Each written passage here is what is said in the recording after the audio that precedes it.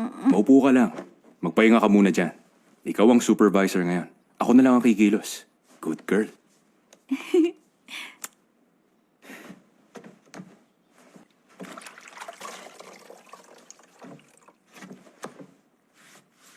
Songyan, masyado mo na akong ini-spoil. Masaya ka ba? Nung unang pasok ko pa lang, puro na ako trabaho. Sanay na ako. Ganon?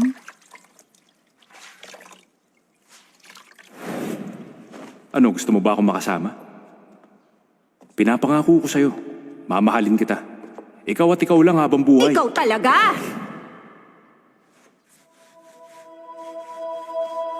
Grabe, totoo pala yung sinabi mo na gusto mo akong makasama habang buhay.